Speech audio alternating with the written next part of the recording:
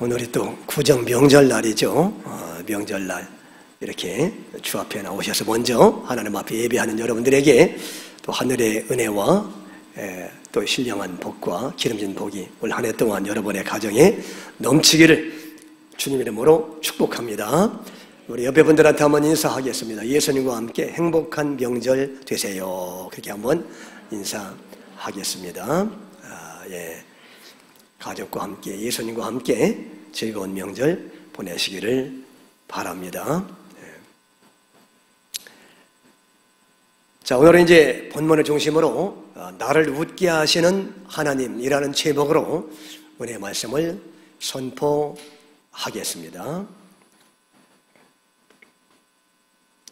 드디어 이제 오늘 말씀에 보니까 누가 태어납니까? 그렇게 약속의 자녀인 이삭이 태어나는 것을 볼 수가 있습니다. 하나님이 오래전에 그토록 확고하게 약속하시고 다짐하셨던 아들을 주겠다 하셨던 그 이삭이 드디어 이제 오늘 태어나는 그런 장면이 등장하고 있죠. 이 약속된 아들이 태어나는데 이 아들 하나가 태어나는 것이 왜 이렇게 힘들고 어려웠는지 모릅니다. 일도 많고 그동안 탈도 참 많았습니다. 그리고 나서 한 25년 후에 드디어 이제 오늘 그 약속의 자녀가 태어나는 그런 모습을 보여주고 있는 것이죠. 이제 오늘 이렇게 약속의 자녀가 드디어 언약의 자녀가 태어나는데 바로 이제 21장 바로 전장 지난주에 보셨던 그 20장에는 어떤 장면이 나왔어요? 믿음의 조상 아브라함이 치명적인 실수를 하는 장면이 바로 오늘 읽은 전장에 나왔죠. 여러분 그게 어떤 의미가 있다고 그랬습니까? 여러분 그게 뭐냐 하면 이렇게 이제 약속의 자녀가 21장에서 이제 주어지는데 바로 전장에 또 아브라함의 치명적인 실수가 또다시 행해지는 것이 기록된 이유는 뭐냐 하면 결국 하나님의 언약의 약속이 우리에게 반드시 주어지는데 그 언약의 약속은 우리가 받을 만해서 받는 것이 아니라는 사실을 분명하게 확인시켜 주는 겁니다. 그게. 그러니까 여러분, 그 약속의 자녀는 이게 이제 누구냐 하면은 예수님을 말하는 것이고, 그리고 이제 우리에게 적용하면은 결국 이제 그 예수님을 통해서 그 궁극적인 언약이 성취되는, 다시 말해서 이제 천국을 기업으로 주시겠다는 그 하나님의 언약이 성취되는 것을 또 상징하고 있는 거예요. 그죠? 그러니까 이제 결국 예수님을 믿어서 이제 드디어 그렇게 우리가 원하던 천국에 들어가는 것을 상징한다고 말할 수가 있는데, 그런데 그렇게 하나님의 약속이 우리의 삶에서 성취되어서 천국에 들어가는 것은, 구원이 완성되는 것은 절대로 우리의 잘남과 우리의 공로와 우리의 열심의 결과가 아니라는 것을 다시 한번 분명하게 확인해 주고자 하는 겁니다. 그게. 그래서 바로 전장의 20장에서 또 아브라함이 치명적인 실수를, 그것도 25년 전에 했던 그 치명적인 실수를 똑같이 되풀이하는, 그러니까 세월이 지난다고 우리의 근본적인 죄성은 달라지지 않는다 하는 것을 말해 주고자 하는 거예요. 그러니까 결국 우리가 성화가 잘 되어서 천국에 가는 것이 아니라는 거죠. 성화가 아무리 되는 것 같아도 근본적인 죄성이 없어지는 것은 아니다. 그러니까 우리가 천국에 들어가는 게 우리의 잘남이나 공로나 무슨 또 심지어 성화도 아니다. 완벽하게 성화될 사람은 한 사람도 없어요. 그러니까 그 죄성은 그대로 가지고 가는 거예요. 죽을 때까지. 사실은 좀 나아지기는 해요. 분명히 나아지기는 하는데, 그렇다고 완전히 죄성이 사라져서 천국에 우리의 공로로 가느냐? 그게 아니라는 거예요. 죄성은 끝까지 가지고 이제 제가 그런 예화를 전에 들었잖아요. 그 자랑하기를 좋아하는 분은 죽기 전까지 자랑하다가 가요. 그게 이제 많이 예수 믿는 사람들은 많이 그게 좋아지기는 해요. 10번 자랑할 거 5번 자랑하고 5번 자랑할 거 3번 자랑하다가 가긴 가는데 그 죄성이 완전히 이 땅에 사라지는 것은 아니다. 완전히 사라지는 것은 천국에 갔을 때 사라지는 거죠. 그러니까 어떤 자랑하기를 좋아하는 집사님이 계셨는데 이분이 심한 병에 걸려가지고 이제 병원에 입원하셨어. 돌아가실 때가 다 됐어요, 이제. 그런데 교인들이 신방 갔더니 거기서 또 자랑을 하더래. 병상에서 뭘 자랑하느냐? 그 주사바늘을 이것저것 끼고 있는데 그 주사바늘이 독일제라고.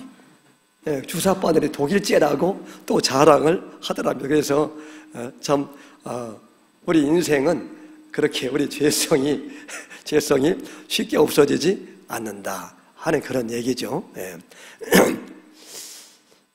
이렇게 이제 참 부족한 것이 인생인데 그런데도 결국 약속은 이루어지잖아요.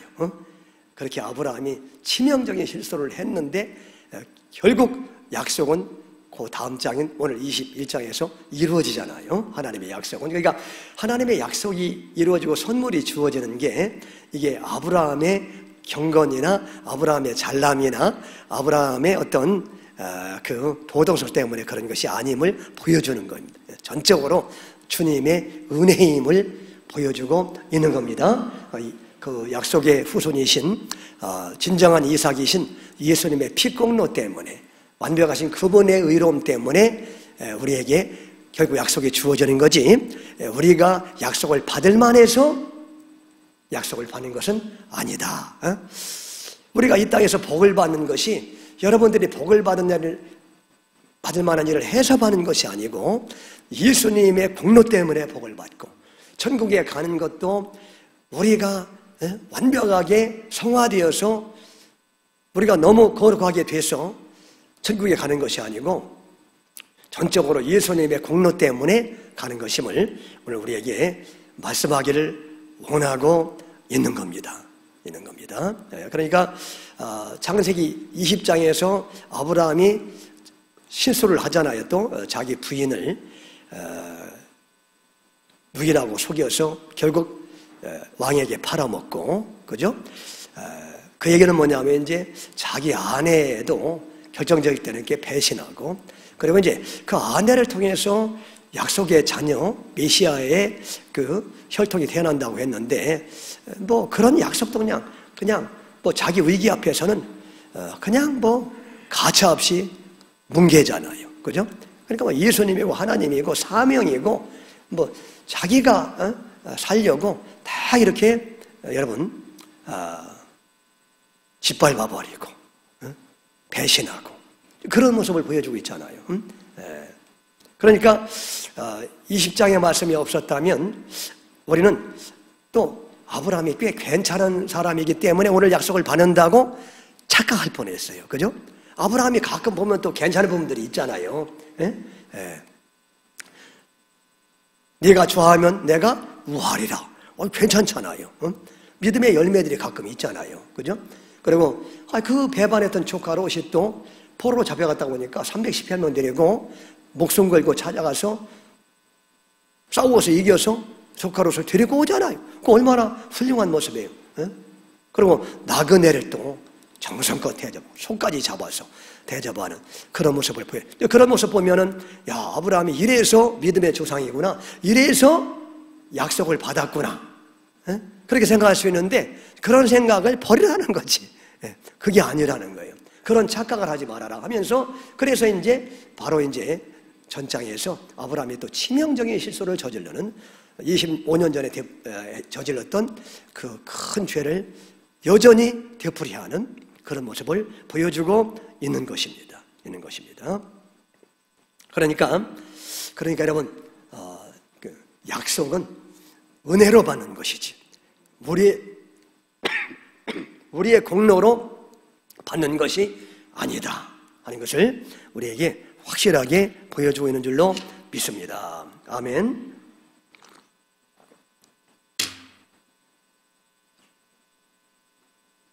그리고 이제 오늘 말씀에 보니까 여호와께서 말씀하신 대로 사라를 돌보셨고 그랬죠.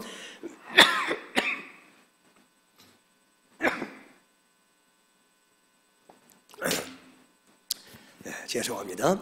말씀하신 대로 사라를 돌보셨고 또 여호와께서 말씀하신 대로 또 사라에게 행하였으므로 이 말씀하신 대로란 말이 한 구절에 두 번이나 나오죠. 그 다음에 이제 2절 또 보세요.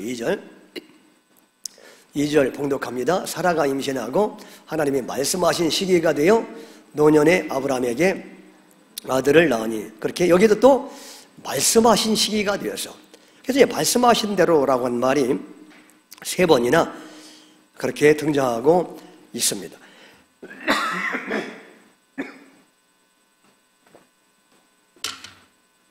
그러니까 여러분 그 약속의 자녀는 인간의 수고나 노력에 의해서 태어나는 것이 아니고 결국 하나님의 말씀의 능력에 의해서 계획되고 진행되고 탄생한다는 사실을 우리에게 말씀하고 있는 것이죠. 그래서 이제 결국 언약의 백성들, 하나님의 백성들은 그런 이제 오랜 세월 동안의 어떤 우리의 그 경험을 통해서 특별히 이제 아브라함처럼 이렇게 실패하는 그런 경험을 통해서 자신에게는 약속을 받을 만한 의로움이 없음을 깨닫게 되고 오직 이제 그 약속의 후손으로 오시는 예수님의 의로만 우리에게는 소망이 있고 하는 것을 깨닫게 된다고 하는 거예요. 그러니까 우리는 이제 늘 하나님의 말씀 앞에서 날마다 우리는 어떤 의미에서 이제 그 죽임을 당하는 삶을 사는 존재이다 하는 것을 이제 알게 되는 것이죠. 그러니까 하나님의 말씀 앞에 그 말씀대로 행할 수 없는 우리 자신들을 보면서 날마다 말씀 앞에 자신이 죽임을 당하는 그런 삶을 경험하고 그런데 이렇게 말씀의 기준에 부족한 인간인데도 하나님이 여전히 나를 사랑하시고 복주시고 천국에 데려가시는 것이 바로 예수님의 전적인 은혜 때문에 그렇고 하는 것을 우리가 날마다 경험하게 된다는 거예요. 그래서 그 말씀대로란 말이 계속해서 지금 강조되는 것은 이제 절대로 아브라함의 공로가 아니고 그 말씀 안에 약속된 바로 예수님의 공로 때문에 아브라함은 결국은 이렇게 못남에도 불구하고 약속의 자녀를 선물로 받게 되었다. 약속이 성취된다 하는 것을 우리에게 말하고 있는 것입니다. 2절 말씀 또 보겠습니다. 2절 말씀. 사라가 임신하고 하나님 말씀하신 시기가 되어 노년의 아브라함에게 아들을 낳으니 그랬죠.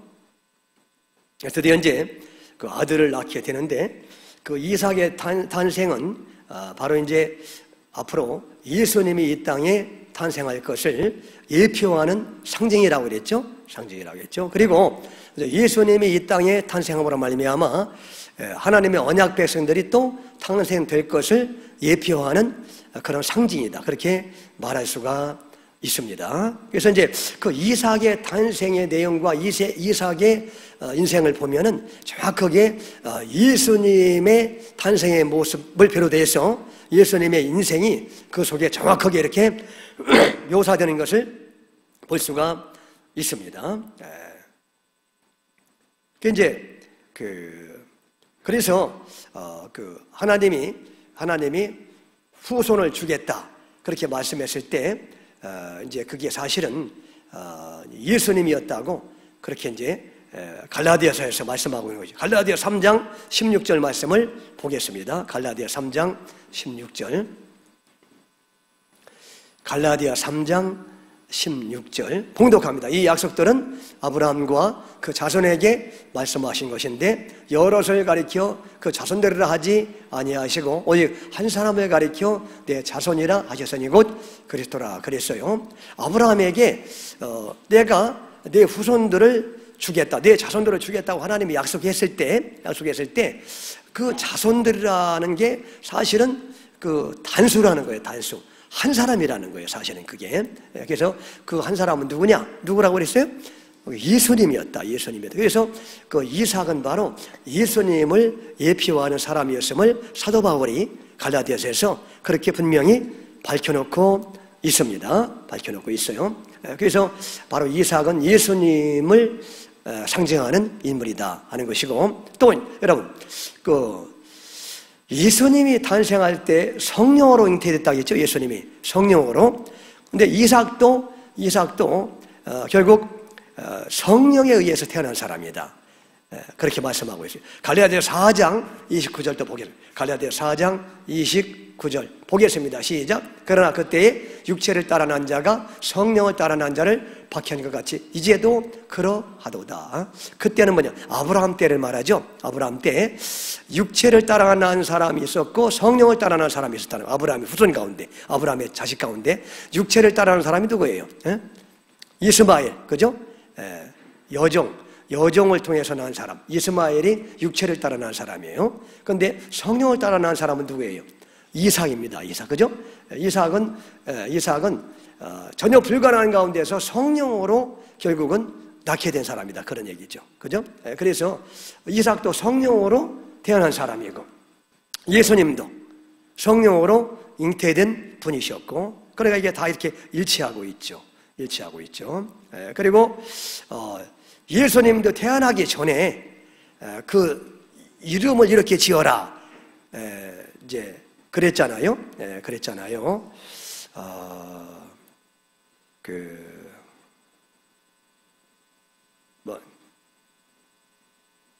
그건 지나가고 이삭과 예수님 모두 출생 전에 그들의 출생이 예고되었고, 사실은 출생 전에 이름이 주어졌다. 그렇게 말할 수가 있다는 것이죠. 그리고 이제 이삭이 자신의 번제나무를 치고 모리아산으로 올라가죠. 자신을 죽일 그 나무를 이삭이 짊어지고 모리아산에 올라갔잖아요. 마찬가지로 예수님도 자기가 매달려 죽으실 그 십자가를 지고 갈보리산으로 올라가시잖아요. 그리고 이제 그 모리아산에서 이삭이 죽어야 되는데 어린 양 때문에 이삭이 살아나죠. 살아나서 다시 이제 산에서 내려왔고 예수님 자신이 어린 양이 되셔서 예수님은 이제 자기가 어린 양이니까 그냥 자신이 죽으시는 거예요. 갈보리산에서 죽으셔서 부활하신 다음에 그 산을 또 내려오시는 이런 모습을 볼 수가 있는 것입니다. 그러니까 그 이삭의 탄생은 바로 예수님의 탄생을 정확하게 예표하고 있다. 그렇게 말할 수가 있는 것이고, 그리고 이제 그 이삭이 탄생했다는 것은 뭐냐면 바로 이제 그 예수님을 통해서 이제 하나님의 언약 백성들이 또 예수님으로 말미암아 탄생될 것을 우리에게 또 예표하는 그런 사건이다. 그렇게 말할 수가 있는 것입니다. 그래서 그 때가 되니까 하나님이 그 이삭을 탄생하게 만들어 주시는 그런 모습을 보게 되는 것이죠. 그 다음에 이제 3절 말씀 또 보겠습니다. 3절. 아브라함이 그에게 태어난 아들 곧 사라가 자기에게 낳은 아들을 이름하여 이삭이라 하였고 4절. 그 아들 이삭이 난 지 8일 만에 그가 하나님이 명령하신 대로 할례를 행하였더라. 그렇게 말씀하고 있죠. 그래서 태어났을 때 이삭이라는 이름을 짓고 그 이삭이 태어난 지 8일 만에 할례를 행했더라. 그렇게 말씀하고 있어요. 왜 그 8일 만에 할례를 해야하는가? 여기도 이제 중요한 영적인 의미가 담겨져 있습니다. 여러분, 그러니까 하나님이 엿새 동안 세상을 창조하신 다음에 일곱째 날에 쉬라고 하셨죠. 일곱째 날에 안식하셨죠. 하나님이 안식하셨죠. 그러니까 이제 엿새 동안에 하나님이 일을 하시고 일곱째 날에 안식하셨다는 것은 뭐냐면, 우리 인간도 이렇게 이 땅에서 이제 고생하면서 일을 하다가 이제 그 천국에 들어가면은 영원한 안식할 날이 있음을 예표적으로 보여주는 그러한 사건이에요. 그게 여러분, 우리가 이제 엿새 동안에 이렇게 일을 열심히 하고 일곱째 날에는 예배하면서 쉬라고 했잖아요. 그것도 뭐냐면 이제 우리가 이렇게 이 땅에서 열심히 일하다가 결국 이 땅을 떠날 때 천국에서 안식할 날이 있음을 기억하면서 그렇게 모이라고 하는 그런 또 뜻이 그 속에 있는 거예요. 그런데 그런 이제 안식의 개념, 일곱째 날에 안식하는 그런 개념이 있었는데, 인간이 타락해서 결국 또 그 안식의 어떤 개념도 깨뜨려지는 그런 모습을 볼 수가 있죠. 안식일도 제대로 지키지도 않고. 그래서 이렇게 인간이 타락해서 안식의 개념까지도 깨뜨려 버리니까 예수님이 이 땅에 오셔가지고 그런 인간의 죄를 대신에 짊어지시고 예수님이 대신 저주를 받아주시고 이제 부활하셨는데, 그 부활한 날이 안식 후 첫날, 그죠? 안식일 다음 날 여덟째 날에 예수님이 부활하신 거예요. 그래서 그렇게 안식일까지 깨뜨리는 인간의 죄를 예수님이 대신 짊어지시고 십자가에서 해결해 주심으로 말미암아 안식 후 다음 날에 부활하심으로 그렇게 이제 그 모든 인간의 허물과 죄와 그리고 불가능함을 예수님이 대신 짊어지시고 해결하신 날, 깨뜨리는 안식일의 문제까지도 예수님 안에서 해결하신 날이 바로 예수님 부활하신 날이라는 거예요. 그게 여덟째 날입니다. 그죠? 그래서 모든 구원이 예수님으로 말미암아 완성되는 그날이 제8일이에요. 그래서 제8일에 할례를 행하라고 하나님이 그렇게 말씀하고 있는 거예요. 그러니까 안식일 개념에서 주일인 8일의 개념으로 넘어간다는 사실을 이때부터 벌써 하나님이 예표하고 있는 거예요. 그래서 오늘날 우리는 안식일을 지키지 않고 제8일인 주일을 지키는 겁니다. 근데 이 복음을 모르는 사람들은, 안식교인들은 아직도 구약에 머물러 있어가지고 복음을 모르니까 지금 토요일 날을 안식일로 지키는 거예요. 그러니까 복음을 모르기 때문에. 유대인들도 복음을 모르니까 토요일 날이 지금도 안식일이라고 안식일을 지키고 있잖아요. 근데 그러나 예수님으로 말미암아 그 안식일의 개념이 이제 제8일인 주일의 개념으로 이렇게 넘어가는 것을 상징하면서 8일에 할례를 행하도록 하나님이 그렇게 말씀하는 줄로 믿습니다. 그런 의미가 또 있는 것이죠. 거기에 5절 말씀. 아브라함이 그의 아들 이삭이 그에게 태어날 때에 백세라.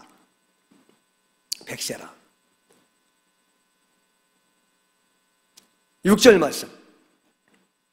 사라가 이르되 하나님이 나를 웃게 하시니 듣는 자가 다 나와 함께 웃으리로다 그랬죠. 100살에, 아브라함이 100살에, 사라가 90살에 드디어 약속의 자녀인 이삭이 태어났습니다. 정말 모든 것이 끝났다고 생각되는데 불가능할 때 하나님의 약속은 이루어져서 100세 때, 사라가 90살 때, 그때 드디어 이제 약속의 자녀 이삭이 태어납니다. 그때 사라가 뭐라고 그래요? 하나님이 나를 웃게 하시니 듣는 자가 다 나와 함께 웃으리로다. 야, 정말 말도 안 되는 일이 일어났다 이거예요, 진짜로. 그래서 여러분, 사라가 지금 두 번째 웃음이죠, 사라가. 사라가 첫 번째 웃을 때는 언제 웃었어요? 한 25년 전에 창세기 18장에 하나님이 나타나가지고 내 몸에서 아들이 태어날 것이다. 그러니까 사라가 그때 웃었다겠죠? 그때 웃음은 무슨 웃음이었어요? 비웃음이었어요. 그때 비웃음. 그래서 이삭이라는 뜻이 웃음이라는 뜻인데 원래 정확하게 말하면 비웃음이라는 뜻이에요. 비웃음. 그때는 비웃음의 웃음이었습니다. 웃음은 웃음인데 달라요, 내용이. 비웃음. 자, 창세기 18장 9절에서 12절까지 보겠습니다. 그 장면, 비웃었던 장면 나와요. 창세기 18장 9절 10절 시작. 그들이 아브라함에게 이르되 내 아내 사라가 어디 있느냐 대답하되 장막에 있나이다. 그가 이르시되 내년 이맘때 내가 반드시 내게로 돌아오리니 내 아내 사라에게 아들이 있으리라 하시니 사라가 그뒤 장막문에서 들었더라. 11절 아브라함과 사라는 나이가 많아 늙었고 사라에게는 여성의 생리가 끊어졌는지라. 사라가 속으로 웃고 이르되 내가 노쇠하였고 내 주인도 늙었으니 내게 무슨 즐거움이 있으리요. 여기 속으로 웃었다겠죠. 여기 이제 비웃은 거예요. 비웃은 거. 13절 12절까지만 13절에 이제 왜 네가 비웃느냐 하나님이 책망하니까 사라가 또 내가 언제 웃었습니까? 그걸 또 부인하는 그런 장면이 나오는 거예요. 그래서 이때는 사라가 비웃었어. 말씀 앞에서 비웃었는데 그러나 그 말씀이 성취되어서 이제는 오늘 다시 이제 본문으로 가면 21장 본문으로 가면 21장 몇 절입니까? 6절 말씀 보면은 여기서는 말이죠. 자기가 이렇게 비웃었는데 결국은 그 말씀대로 성취되어서 이제는 진정으로 웃게 하신다. 이제는 비웃음이 아니라 행복한 웃음을 웃게 하신다. 그리고 나만 아니라 나와 함께 온 가족이 이렇게 행복한 웃음, 진정한 웃음을 웃게 되었다 하는 그런 이제 고백이죠. 그런 고백이죠. 예. 그래서 여러분, 이게 사실 이제 우리의 모습인 것을 지금 보여주고 있는 것입니다. 그러니까 이제 하나님이 오늘날 우리에게 말이죠. 우리에게 그 말씀을 하시고 너는 반드시 이제 이 땅에서 무슨 일을 만나도 복을 받는 그런 인생을 살다가 그 영원한 천국에 들어가서 천국의 기업으로 받게 한다고 우리에게 말씀하실 때 우리도 사실은 그게 믿어지지 않죠. 사실은 그죠? 왜? 우리 자신들의 모습을 보면은 사라가 왜 비웃었어요? 사라가 자신의 모습을 보니까 지금 경수도 끊어졌고 생리 현상도 사라졌고 불가능한 거야 임신이. 그런데 하나님이 그런 죽은 몸에서 애가 태어난다고 하니까 약속의 자녀가 언약의 후손이 태어난다고 하니까 비웃은 거 아니에요? 그러니까 마찬가지로 여러분 우리도 말이죠.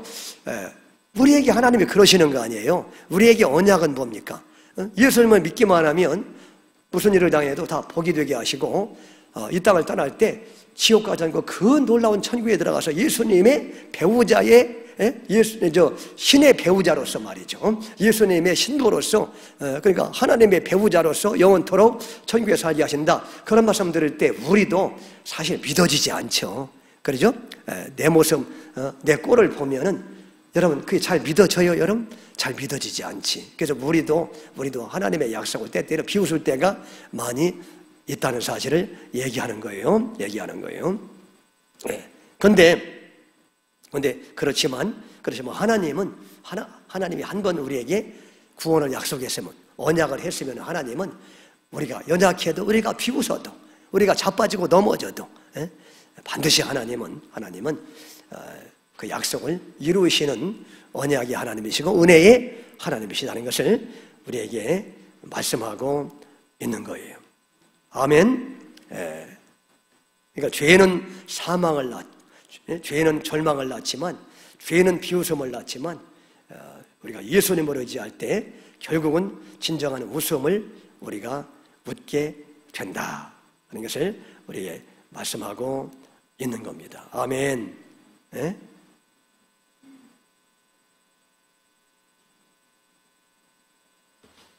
그래서 왜 하나님은 25년 전에 그 약속을 하실 때 그때 하나님이 빨리 약속을 하자마자 이삭을 주시지 않고 이렇게 25년 동안 엎치락뒤치락 하는 이런 경험을 한 다음에 그것도 또 바로 직전에 약속을 주시기 바로 직전에 그 약속의 후손을 주시기 바로 직전에 또 큰 실수를 한 번 또 한 다음에 약속의 후손을 주시느냐. 왜 그런 거예요? 그게 우리 인간이 얼마나 연약한지를 다시 한번 드러내고 확인하기 위해서 하나님이 그렇게 하신다고 그랬죠. 그죠? 그러니까 여러분들이 이제 살다 보면은 하나님 앞에서 이렇게 실수할 때가 있잖아요. 넘어질 때가 있잖아요. 넘어질 때가 있어. 이제 그럴 때에도 우리가 이제 그것도 다 하나님의 그 섭리와 계획에 다 들어가 있는 거예요. 들어가 있는 거예요. 그러니까 넘어질 때 어떻게 하라는 거예요? 아, 내가 이렇게 연약하구나, 부족하구나 하는 것을 깨달으라는 거야. 깊이 깨달으라는 거예요. 그래서 예수님이 내게는 정말 필요하구나.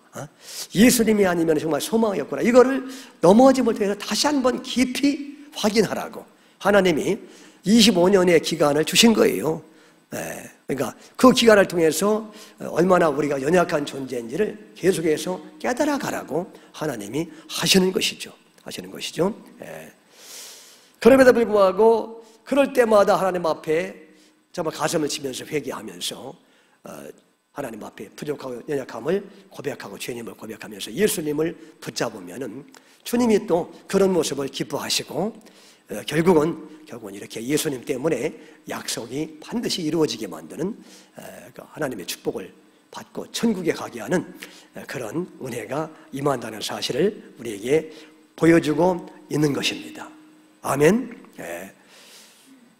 그 신앙생활은 바로 그거예요. 뭐 예수님 믿어서 이 땅에서 말이죠. 뭐 거창하게 성공하고 잘 되고 뭐 그런 것은 이제 초신자 때나 우리가 바라보는 그런 이제 믿음이 약한 자들의 그런 소망이지, 우리가 이제 인생을 살다 보면 인생은 내 꿈이 이루어지는 게 아니라 하나님의 꿈이 이루어지고 내 뜻이 이루어지는 게 아니라 하나님의 뜻이 이루어지는 과정이구나 하는 것을 이제 철인한 사람들은 깨닫게 되는 거고, 그러면 우리가 그렇게 소망하던 그 진정한 성공과 출세와 그리고 부귀영화는 어떻게 되느냐? 그러면 뭐 완전히 그런 것들은 뭐 그림자처럼 없어지는 거냐? 그게 아니고 그런 것들이 예수님 때문에 이루어져요. 할렐루야. 이루어지는데 어디서 이루어져요? 그게 천국에서 그게 이루어져요. 그게 할렐루야. 기분이 안 좋으셔? 그래서 천국에서 이루어지야 진정으로 그게 이루어지는 거지. 그죠? 이 땅에서 또 이루어져 봐야 또 금방 또 사라지잖아요. 대통령 되면 좋아요. 끝난 다음에 거의 가는 곳이 감옥 아니면 돌아가시든지, 그것도 비참하게 말이죠. 그러니까 이 땅에서 이루어지는 건 별로 의미가 없고 이제 더 이상 또다시 실패가 없는 천국에서 이루어져야 진정이 이루어지는 건데, 근데 이제 여러분, 그러니까 예수님을 믿으면은 부귀와 영화 우리가 갖고 싶어하는 거 다 천국에서 이미 확보된 줄로 믿으시길 바랍니다. 얼마나 감사해요. 이 땅에서 삶이라는 것은, 그러니까 어떤 삶이에요? 이 땅에서의 삶이라는 것은 내가 얼마나 자격이 없는지, 그죠? 얼마나 부족한지를 깨달아가는 과정이 이 땅에서 삶이죠. 그러면서 부족한 것을 깨달으면서, 그래서 예수님의 은혜가 얼마나 큰지를 알아가는 과정이에요. 그러면 그것으로 하나님은 만족하시는 거예요. 이 땅에서는. 아멘. 그것으로. 그러니까 뭐 저도 이렇게 예수 설교를 하면서 많이 나아졌다고 하지만 또 나도 모르게 강대상에서 여러분에게 또 상처를 줄 때도 있고 그렇잖아요. 또 잘한다고 해놓고 또 나도 모르게 또 툭 튀어나오고 이런 게 있잖아요. 그래서 참 저도 늘 하나님 앞에 회개하고 가슴을 치면서 그렇게 이제 자신을 돌아보고 나아지기는 하는데 분명히, 그런데 이제 또 나도 모르게 그럴 때가 있어. 또 상처를 주기도 하고 그럴 때 또 하나님 앞에 그냥 또 갑자기 또 엎드려지게 되고요. 이렇게 소망이 없는 인생이구나 하면서 예수님을 더 굳게 붙잡게 되면은 하나님이 또 그런 내 모습을 또 불쌍히 보셔서 또 용서해 주시고 또 회복시켜 주시고 그런 역사가 나타나고, 여러분도 마찬가지라는 거예요. 여러분도 마찬가지잖아요.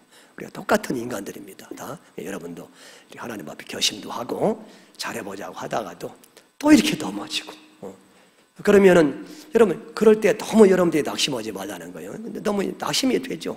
괴롭고 그럴 때 회개하고 다시 여러분의 실체가 뭔지를 다시 한번 깨닫고, 그래서 이제 예수님이 정말 얼마나 귀한지를 여러분들이 발견할 수 있다면, 하나님은 그걸 또 성공으로 보시는 거, 실패로 보시지 않고. 아멘. 그러니까 이제 그런 과정이 우리에게는 되풀이 되다가 마침내 이제 연단의 때가 지나면은 영원한 천국으로 하나님이 불러 가시는 줄로 믿습니다. 7절 말씀, 7절. 또 이르되 사라가 자식들을 젖먹이겠다고 누가 아브라함에게 말하였으리오마는 아브라함의 노경에 내가 아들을 낳았도다 하니라 그랬어요. 그래서 참 불가능한 일이 현실이 됐다, 그런 얘기죠. 그런 얘기죠. 그래서 이렇게 참 놀라운 축복이 내게 임하게 되었다 하는 것을 말씀하고 있는 것입니다.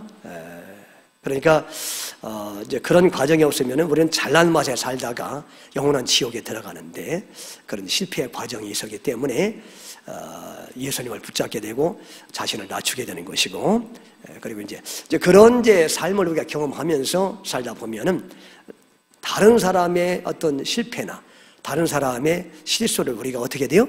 이제는 비판하는 눈으로 이렇게 바라봤는데, 이제 내 코가 속자인데 언제나 보면은, 그러니까 이제 다른 사람의 실수나 실패도 우리가 다 이제 용서하고 용납하게 되고 너그럽게 이렇게 품어안는 그런 사람으로 그렇게 하나님이 우리 자신들을 바꾸어 가신다 하는 것을 보여주고 있는 줄로 믿습니다.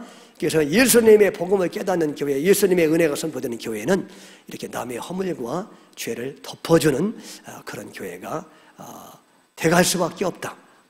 우리 교회는 이렇게 서로를 불쌍히 여기시고, 아멘, 서로 실수할 때 불쌍히 여기시고 용납해 주시고 덮어주시고, 또 제가 실수할 때에도 눈을 기지 말고 덮어주시고 용납하시고 또 기도해 주시고, 그렇게 해서 계속해서 하나님의 뜻을 이루어가는 그런 아름다운 교회가 되어야 될 줄로 믿습니다. 8절 말씀. 아이가 자라매 젖을 떼고 이삭이 젖을 떼는 날에 아브라함이 큰 잔치를 베풀었더라 그랬어요. 드디어 이제 아이가 자라매 젖을 떼고 젖을 떼는 날에 큰 잔치를 베풀었다. 이것도 영적으로 의미가 있겠죠. 이게 무슨 의미를 가지고 있겠느냐. 이삭이 이제 젖을 뗐다는 것은 뭐냐 하면, 드디어 이제 이삭이 오늘날의 말하면 이제 복음에 대해서 눈이 열리게 됐다는 것을 말해요. 성소기에서 이제 젖 먹을 때가 있고, 이제 젖을 떼고 딱딱한 음식을 먹을 때가 있고, 근데 이제 젖을 뗐다는 것은 이제 복음의 눈이 열렸다. 오늘날의 말하면 그런 것을 상징하는 것이고, 그래서 율법의 젖을 떼고 복음의 밥을 먹는 그런 단계에 도달하니까 이제 너무 기뻐서 아버지가 잔치를 배설했다. 이제 그런 의미로 우리가 그렇게 해석해야 된다는 것입니다. 그래서 그 성숙한 신앙이라는 것은 율법적인 신앙에서 벗어나서 이제 복음적인 신앙으로 들어오는 것을 성숙한 신앙이라고 그렇게 말하는 거예요, 그죠? 우리가 율법적인 신앙에 매여서는 언제나 그냥 노심초사하고 거기에 매여가지고 평안이 없고 기쁨이 없잖아요. 그런데 복음을 깨닫고 성숙한 신앙으로 들어오게 되면은 진정한 자유함과 기쁨과 행복이 그 속에 담겨져 있는 것이죠. 그래서 그게 이제 잔치하는 모습으로 그렇게 상징적으로 표현되고 있는 것이죠. 그래서 이제 자, 히브리서 5장 12절 보면은 때가 오래되었으므로 너희가 마땅히 선생이 되었을 텐데 너희가 다시 하나님의 말씀의 초보에 대하여 누구에게서 가르침을 받아야 할 처지인지 단단한 음식은 못 먹고 젖이나 먹어야 할 자가 되었도다 그랬어요. 여기서 이제 사도 바울이 이제 안타까워가지고 하는 말이죠. 여전히 너희가 젖이나 먹고 있느냐? 이제 단단한 음식을 먹을 때가 되지 않았느냐? 그런 얘기죠. 아직도 이제 그 율법의 초보 단계, 말씀의 초보 단계를 벗어나지 못한 그런 모습들을 안타깝게 여기는 그런 사람들이에요. 그러니까 아직도 율법적인 신앙에 빠져서 그 신앙의 초보 단계를 벗어나지 못한, 순수하지 못한 그런 사람들을 지금 책망하는 그런 모습이다. 그렇게 말씀하고 있어요. 그렇게 이제 얘기하고 있는 겁니다. 히브리서 5장 13절 또 보면 5장 13절 시작. 이는 젖을 먹는 자마다 어린아이니 의의 말씀을 경험하지 못한 자요. 그랬죠? 그러니까 젖을 먹는 자는 어린아이다. 율법적인 신앙이다. 그래서 근데 조금 자라나서 이제는 의의 말씀을 경험해야 된다. 의의 말씀은 뭡니까? 십자가의 의를 말하죠. 예수님의 의를 말하는 거예요. 그러니까 예수님의 십자가의 의를 깊이 이렇게 깨닫고 경험하는 그런 성숙한 신앙을 가져라.